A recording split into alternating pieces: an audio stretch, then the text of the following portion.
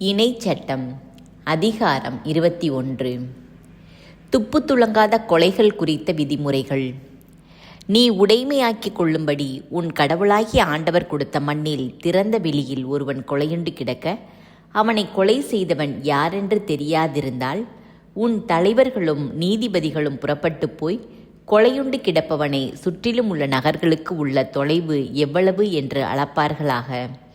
கொலையுண்டு கிடப்பவனுக்கு மிக அருகிலுள்ள நகர் தலைவர்கள் வேலையில் பழக்கப்படாததும் நுகத்தடியில் பிணைக்கப்படாததுமான ஓர் இளம் பசுவை மந்தையிலிருந்து பிடிப்பர்.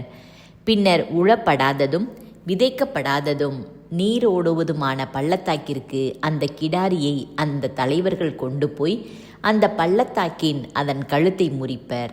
அப்பொழுது தனக்கு ஊழியம் செய்யவும் ஆண்டவர் பெயரால் ஆசி வழங்கவும் உன் கடவுளாகிய ஆண்டவர் தேர்ந்து கொண்ட லேவியின் புதல்வர்களாகிய குருக்கள் முன்வர வேண்டும்.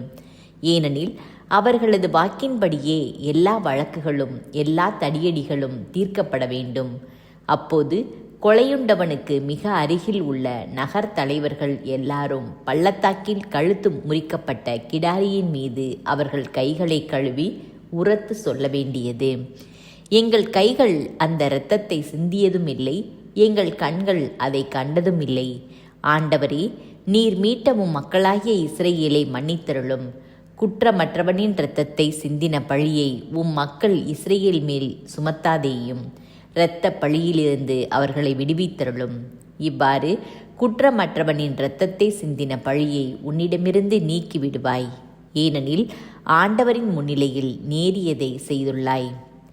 போர் பெண் கைதிகளை குறித்த விதிமுறைகள். உன் பகைவர்களுக்கு எதிராக போர் புரிய போகையில் உன் கடவுளாகிய ஆண்டவர் அவர்களை உன் கையில் ஒப்படைப்பார். நீ அவர்களை சிறைப்பிடிப்பாய்.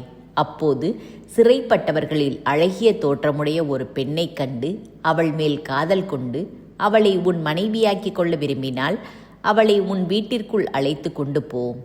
அவள் தன் தலையை மழித்து நகங்களை வெட்டி கொள்வாள். அவள் சிறை கைதியின் ஆடையை கலற்றிவிட்டு உன் வீட்டில் தங்கி 1 மாத காலம் தன் தந்தையையும் தாயையும் நினைத்து துக்கம் கொண்டாடுவாள். அதன்பின் நீ அவளோடு கூடி அவள் கணவனாவாய்.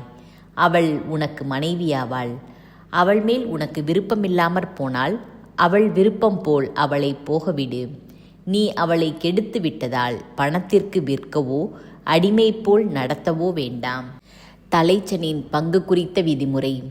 2 மனைவியரை கொண்ட ஒருவன் ஒருத்தியின் மேல் விருப்பமாகவும் மற்றவள் மேல் வெறுப்பாகவும் இருக்கும்போது இருவருமே அவனுக்கு பிள்ளைகளை பெற்றிருக்கையில் வெறுக்கப்பட்ட பெண்ணின் புதல்வன் தலைப்பேராக இருப்பானாயின் அவன் தனக்குண்டான சொத்தை தன் புதல்வர்களுக்கு பங்கிடும் நாளில் தலைச்சனுக்குரிய உரிமையை தலைச்சனாகிய வெறுக்கப்பட்ட பெண்ணின் புதல்வனுக்கன்றி விருப்பப்பட்ட பெண்ணின் புதல்வனுக்கு கொடுக்கக்கூடாது.